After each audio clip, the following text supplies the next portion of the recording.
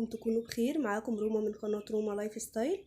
والنهاردة ان شاء الله بإذن الله هنعمل بديل الصويا صوص بمكونات كلها موجودة في مطبخك، مش هتضطري تشتري اي حاجة من بره، وموفر جدا وسهل جدا. تابعي معايا الطريقة. بس لو اول مرة بتشوفي قناتي حابة اقولك نورتيني جدا، واشتركي في القناة من الزرار الاحمر اللي تحت الفيديو، وفعلي الجرس علشان يوصلك كل جديد بنزله، ودعميني بلايك وشير. وبس كده، يلا بينا نشوف الفيديو. اول حاجة معانا ربع معلقة صغيرة سكر، ربع معلقة صغيرة جنزبيل بودر يعني، وربع معلقة صغيرة ملح. يبقى ربع معلقة صغيرة سكر، ربع معلقة صغيرة جنزبيل، وربع معلقة صغيرة ملح. هنجيب بولة كده ونحط فيها البهارات البودر دي اللي معانا. تمام. بعد كده معانا ربع كوباية مية سخنة، دي مية مغلية. لو تلاحظوا البخار طالع منها ازاي. هنحطها على الملح والسكر والجنزبيل بالشكل ده. تمام.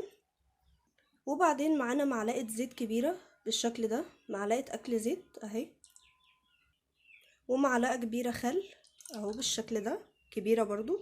لو حابة تحطي فلفل اسود حطي، بس انا صراحة مش حابة احط فلفل، فانا هقلب على كده. هنقلب بقى المكونات دي كلها كده بالشكل ده لحد ما يدوبوا خالص.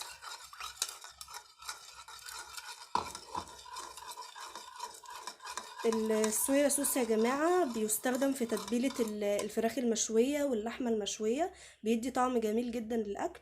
وطبعا الصويا صوص مشهور جدا في كل الأكل الصيني، يعني الأكل الصيني تقريبا ما بيخلاش من الصويا صوص.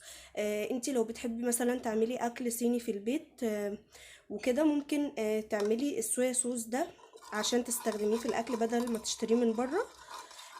وبعدين الصويا صوص ده بسيط جدا وغير مكلف، وبيدي تقريبا نفس الطعم.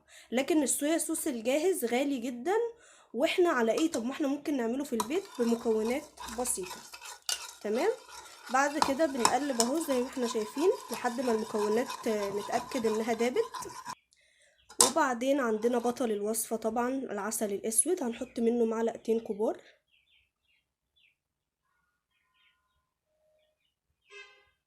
ادي معلقة، نحط معلقة كمان بالشكل ده.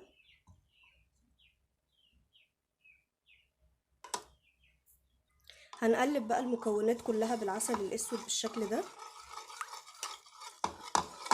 يا رب يكون واضح.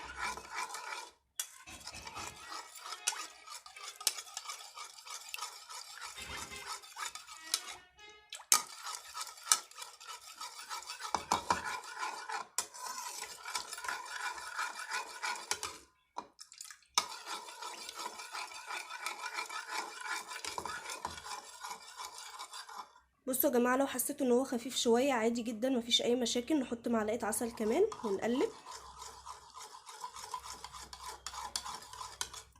عايزه اقول لكم انا دقت طعمه يعني بالنسبه للي بيحب الاكل الصيني واي صوصات بتطعم الاكل والتتبيلات، طعمه جميل جدا. يعني بيجمع ما بين التسكيره الخفيفه جدا مع المزازه، حاجه يعني جميله جدا بصراحه. انا حبيته يعني وحبيت طعمه، والجنزبيل مديله نكهه جميله جدا جدا جدا. غير اصلا ان الجنزبيل مفيد، اصلا المكونات كلها مفيده. طبعا العسل الاسود والجنزبيل والخل طبعا برضو ليه فوائد للجسم. فهي الوصفة جميلة جدا، وصوص احنا ضامنينه عاملينه في البيت، مفهوش اي مواد حافظة، مفهوش اي مواد مثلا خطر على الصحة او كده. لا بالعكس، مكونات كلها في البيت وضامنينها وعاملينها بايدينا وعارفين يعني مكوناتها كويس. بس كده، هو ده الصويا صوص. تقدري بقى تحفظيه في التلاجة تمام لو انت هتستخدميه اول باول. اما بقى لو انت عايزة تخزنيه عادي، بتشيليه في برطمان صغير وتحفظيه في الفريزر او في الديب فريزر. تمام جدا ومش هيخسر ابدا. وان شاء الله يعني اتمنى يكون الفيديو عجبكم. بس كده. انتظروا ان شاء الله مني فيديو جامد جدا هنستخدم فيه مع بعض الصويا صوص اللي انا عملته ده.